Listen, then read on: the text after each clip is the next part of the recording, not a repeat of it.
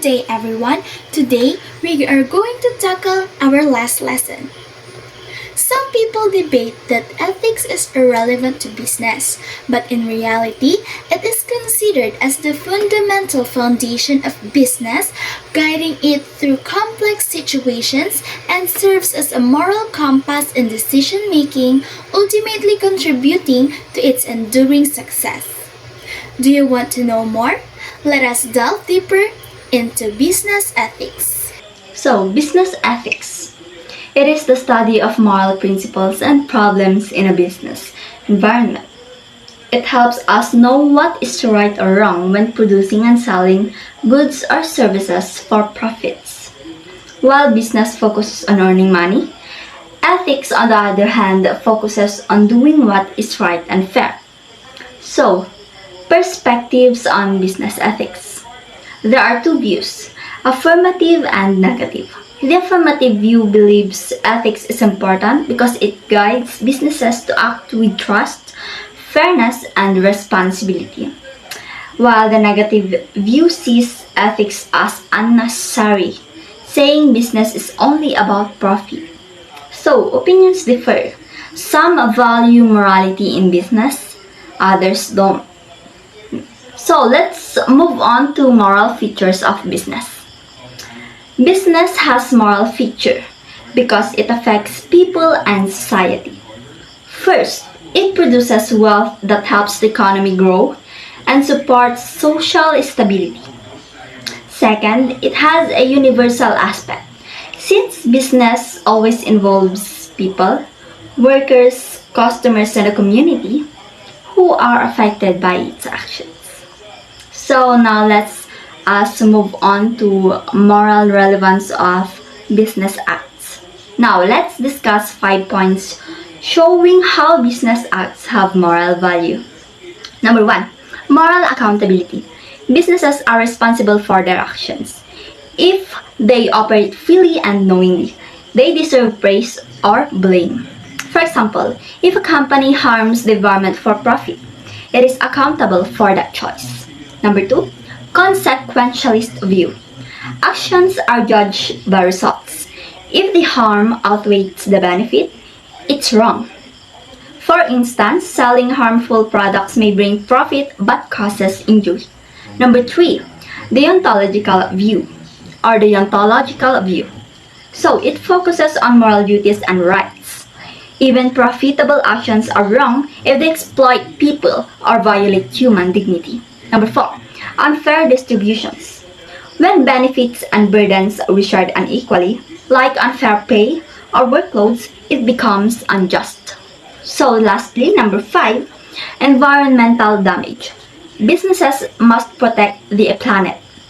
Pollution and waste harm people and future generations. So, companies should aim for sustainability. Good day everyone. Today, I'll be discussing to you the objection to business ethics. Number 1, the invisible hand argument. The invisible hand argument is based on an economic idea by Adam Smith. It suggests that when individuals engage in business mainly for their own personal benefit, economic principles naturally guide this behavior to benefit of good or society as a whole. This is because business activities lead to outcomes that are good for the community. There may not be a strong need for ethics or moral rules in business. The idea is that the invisible hand of the market does the job of promoting common welfare itself. But it is not for all, as some business promote violence, weaponry, and others that affect others. Number 2, the legal argument. The legal argument says that law and morality are the same. According to this idea, if something is legal, then it must be moral or right.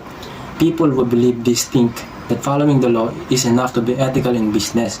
They say that laws are created to tell people what is acceptable and fair. So, obeying the law means a business is doing the right thing. This argument suggests that businesses do not need separate ethical rules if they follow the law. However, some people think law might not cover all moral issues in business. Number 3, the amorality argument.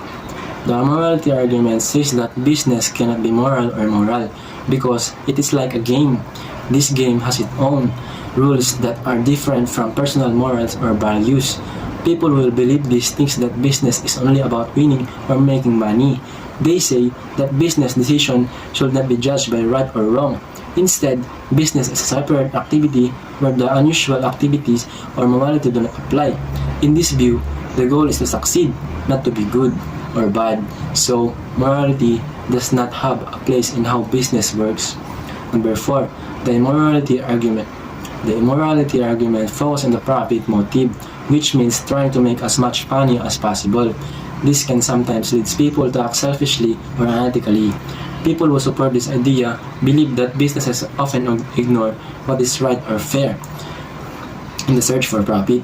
They think that making money should not be the only goal for business. Instead, morality should be more important than just making a profit.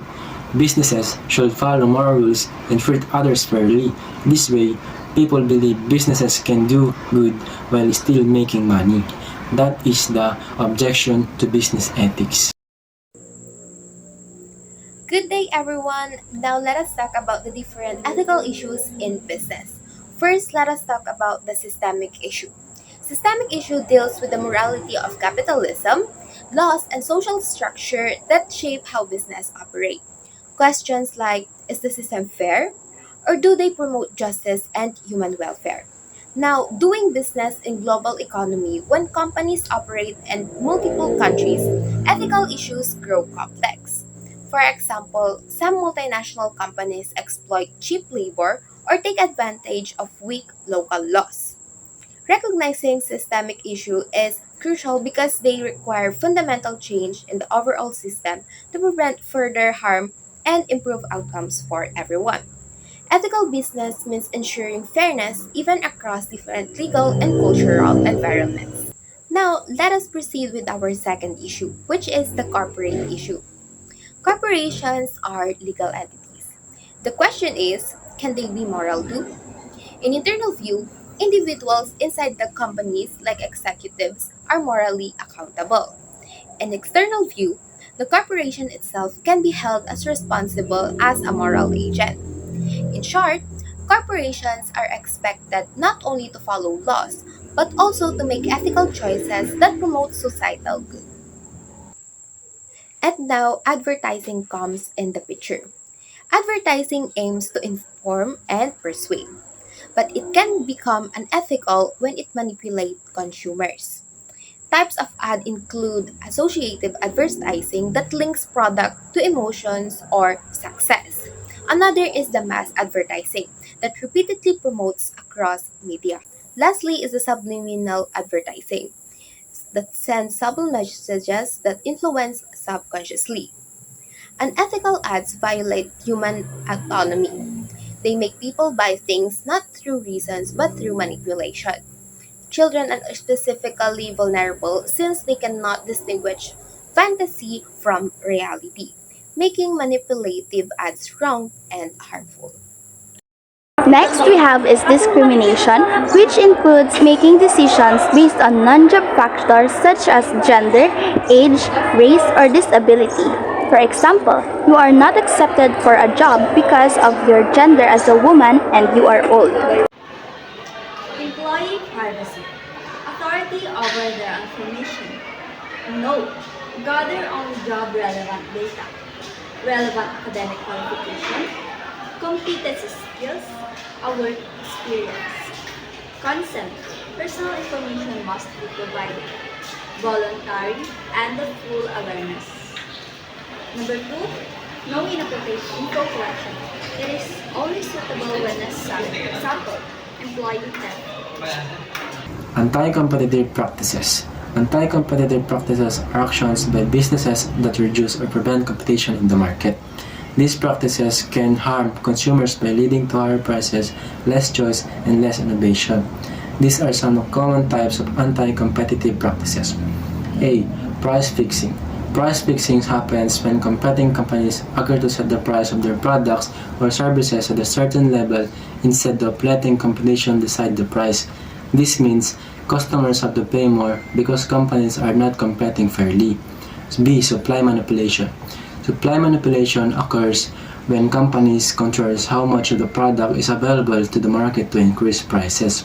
By limiting supply, they create artificial scarcity to raise prices and profits. C. Market allocation. Market allocation is when competitors agree to divide among themselves. For example, they might decide that one company will sell in one another region, another company in another region. This reduces competition because customers have fewer options.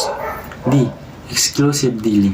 Exclusive dealing is when a company makes a deal with suppliers or customers to buy or sell only from them. This limits other competitors from entering or expanding in the market. E. Tying arrangement. A tying arrangements happen when a company requires customers to buy one product in order to buy another product. This can force customers to buy things they don't want and reduce competition for the tied product. F. Price discrimination.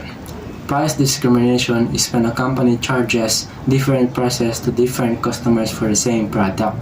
This can be unfair if it hurts competition or certain groups of customers, and that is the anti-competitive practices. And the last ethical issues for business is the individual, also known as the decisions, actions, or the character of an employee towards the company and its co-workers. This issue includes 5 actions. First is the conflict of interest, where one's self-interest do not align with the overall best. Second is the employee theft, or the unauthorized use of business resources for personal or for other purposes. Third is whistleblowing, or the disclosing or publicizing of the misconduct of the company or another employee to the authority. Take note that this situation depends on the circumstances surrounding it. It could be naturally wrong as it violates your loyalty as an employee to your company, but it is inherently right as you have the freedom of speech. Whistleblowing is also a moral dilemma between your moral right or what you are entitled to versus your moral duty or what you owe to others. So masasabi mo na may karapatan kang magsalita pero may karapatan din naman ang iba sa privacy nila. Masasabi ng iba na nag-violate ka ng loyalty mo pero depende pa rin yon kung yung sinabi mo naman is nakakasama para sa lahat. So we must always remember to prioritize our duty to others and the overall well-being of the majority. Next is sexual harassment, which is also considered as sex discrimination. It can happen if first, there is no consent. Second, if it is forced or demanded. Third, if there are verbal or physical misconduct that makes you or others uncomfortable. Example, kapag sinabihan ka ng compliment about sa maiksi mong suot pero na-uncomfortable ka. Also, kapag sinabihan ka ng mga jokes or siniraan ka about sa mga sex life mo. And fourth is when they force your submission in exchange for job benefits. Just like sabihan ka na mapropromote ka kung nagkaroon kayo ng sexual intercourse. If there is sexual harassment happening in the company by its employees, remember that we have the Anti-Sexual Harassment Act of 1995, also known as the 7877, so you can report it. And lastly, for issues on individuals in the company is the political tactics, which includes the non-formal power tactics to advance their personal interests. Meaning na ginagamit nila yung power or position nila outside work for personal benefits. And number 1 is the blame or attack. This includes yung paglilimit nila ng connection nila sa problem para hindi mapunta sa kanila yung blame, so ina-attack nila yung ibang tao or employees. Second is control information. So dito, when we say control, is either binabawasan or dinadagdagan or may binabago sila sa information para sa ganon ay ma-impress yung ibang tao sa kanila. It can include selective disclosure wherein pinipili nila kung ano yung binabahagi lang nila.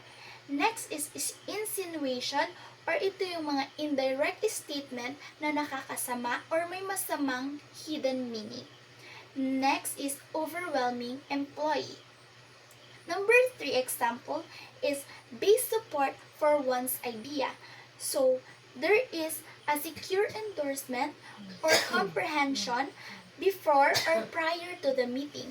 Number 4 is the image building wherein you are trying to get good reputation or trying to get the image of being a good person.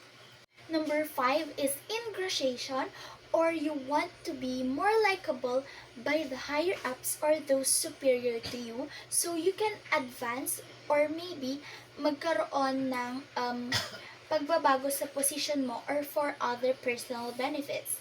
Number 6 is associate with influential. So ito yung nakikisama ka lagi sa mga influential na mga employees or yung mga mas mataas sa'yo para mapaboran ka. 7 is power coalitions and allies or nakikisama ka, bumubuo ka ng connection with other employees. And number 8 is creating obligations or ito yung tinatawag natin na utang na loob. So, you make other feel indebted to the service or favor that you have provided them. For example is when you were the one that caused them to be employed in the company and then you asked for a portion of their pay for you. Next is number 9. We have the control of over scarce resources. So, example of this is when there is a limited resources of something and you use your position as a higher up or your power as a superior to other employees para makuha mo yung limited na source na yon kahit na mas marami pa yung mas nangangailangan. And lastly, we have the favorable relationships.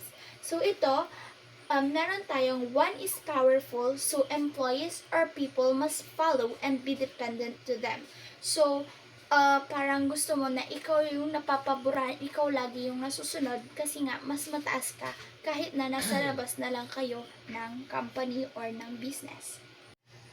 In summary, the ultimate function of business ethics is to create a balance with making money and upholding human dignity and the common good. So, hindi ka lang basta kikita ng pera sa business, kundi iisipin mo rin kung ano ang nakakabuti para sa nakakarami, ang nakakabuti para sa iba. That is all. I hope with this lesson, we all learned that prioritizing the betterment and welfare of the majority is important in sustaining the success of a business entity.